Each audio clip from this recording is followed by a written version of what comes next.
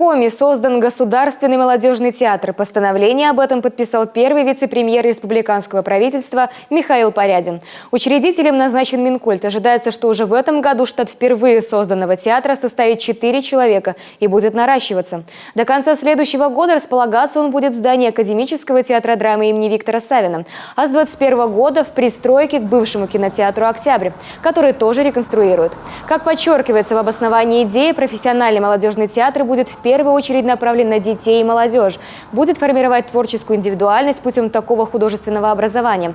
А еще станет площадкой для постановки спектаклей как опытными режиссерами, так и молодыми, начинающими только свой путь.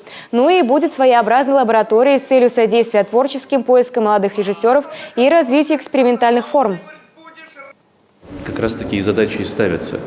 Не дублировать функции и те направления, которые сегодня реализуют наши имеющиеся театры, да, классические театры, театр драмы имени Виктора Савина, Национальный музыкально-драматический театр, если говорить про драматическое искусство,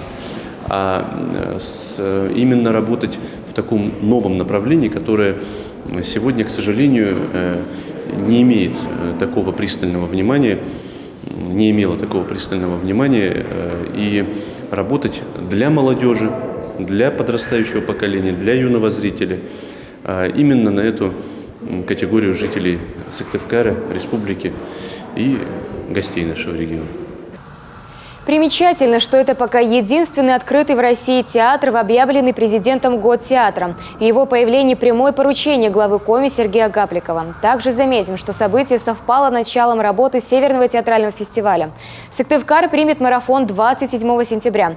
С однодневными показами ожидаются спектакли, которые представят Котлас, Вологда, Петрозаводск, Санкт-Петербург, Новгород, Архангельск, Мурманск и также театры из итальянского Турина.